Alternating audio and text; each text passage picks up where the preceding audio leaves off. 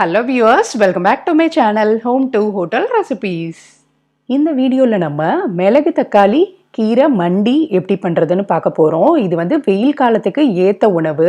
ஏன்னு கேட்டிங்கன்னா, இந்த மிளகு தக்காளி கீரை நம்ம உடம்பு சூடை தணிக்கும் நல்லா.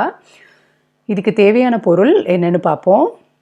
மிளகு தக்காளி கீரை ஒரு கட்டு, சின்ன வெங்காயம் 10, 2 காஞ்ச மிளகாய், 1/4 டீஸ்பூன் கடுகு, 1/4 டீஸ்பூன் உளுந்தம்பருப்பு. அடுத்தது அரிசி களைஞ்ச தண்ணி 2 டம்ளர் எடுத்திருக்கேன். அன்றைக்கி சாதம் வைக்கையில் மறக்காமல் அரிசி களைஞ்ச தண்ணி எடுத்து வச்சுக்கோங்க. அடுத்தது தேங்காய் பால் 1 டம்ளர் அளவு.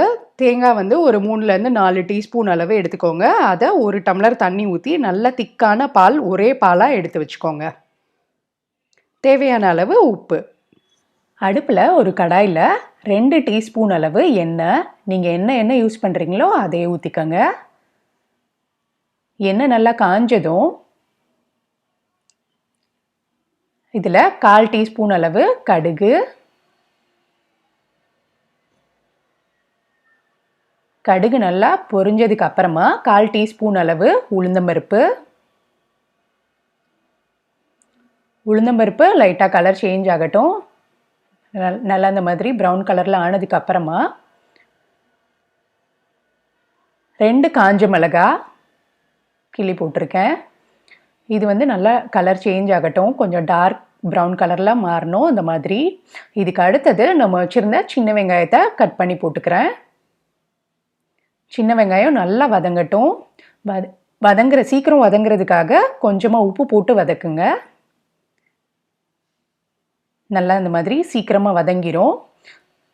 இதுக்கு அடுத்தது நம்ம வச்சுருந்த மிளகு தக்காளி கீரையை நல்லா அலசிட்டு கட் பண்ணிவிட்டு போட்டுக்கிறேன்.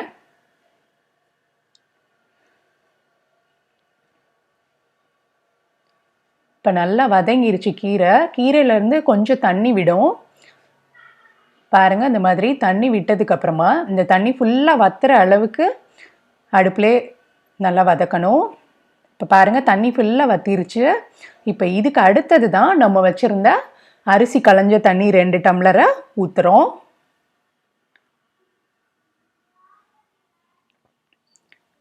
இப்போ இந்த கீரைக்கு தேவையான அளவு உப்பை ஆட் பண்ணிக்கலாம்.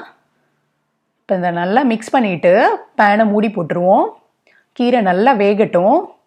நல்லா ஒரு 3லேருந்து 4 நிமிஷம் ஆகும் கீரை வேகிறதுக்கு. இப்போ பார்ப்போம்.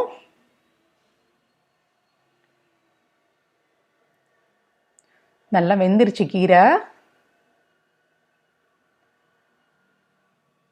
நல்லா வெந்துருச்சு. இந்த மாதிரி வேக விடணும். இதுக்கு அடுத்தது நம்ம வச்சுருந்த 1 டம்ளர் அளவு தேங்காய் பாலை ஊற்றிட்டு அடுப்பை சிம்மில் போடுங்க. ரொம்ப கொதி வந்துடக்கூடாது. இந்த மாதிரி லைட்டாக கொதி வர ஆரம்பிக்கும் போது அடுப்பை ஆஃப் பண்ணிடுங்க. தேங்காய் பால் ஊற்றினதுக்கப்புறம் கொதிக்கக்கூடாது ரொம்ப. அவ்வளோதான். இப்போ நமக்கு தேங்காய் பால் ஊற்றி மிளகு தக்காளி மண்டி ரெடி ஆயிருச்சு. இது வெயில் காலத்தில் ரொம்ப நல்லா இருக்கும் சாப்பிட்றதுக்கு. இந்த மாதிரி தேங்காய் பால் ஊற்றி இந்த மிளகு தக்காளி கீரையை சமைக்கும்போது சுத்தமாக இதில் கசப்பே இருக்காதுங்க. குழந்தைங்க கூட விரும்பி சாப்பிடுவாங்க. எல்லாரும் ட்ரை பண்ணி பார்த்துட்டு எப்படி இருந்ததுன்னு சொல்லுங்கள். இந்த வீடியோ உங்களுக்கு பிடிச்சிருந்துச்சுன்னா மறக்காமல் லைக் பண்ணுங்கள். உங்கள் ஃப்ரெண்ட்ஸ் எல்லாருக்கூடையும் ஷேர் பண்ணுங்கள். நம்ம சேனல் வீடியோஸ் பிடிச்சிருந்தா ஹோம் டு ஹோட்டல் ரெசிபீஸ் சேனலை சப்ஸ்கிரைப் பண்ணிவிட்டு பெல் பட்டனை கிளிக் பண்ணிக்கோங்க. இன்னும் டேஸ்டியான ரெசிபீஸோடு உங்களை நான் அடுத்த வீடியோஸில் பார்க்குறேன். தேங்க்ஸ் ஃபார் வாட்சிங். பாய்.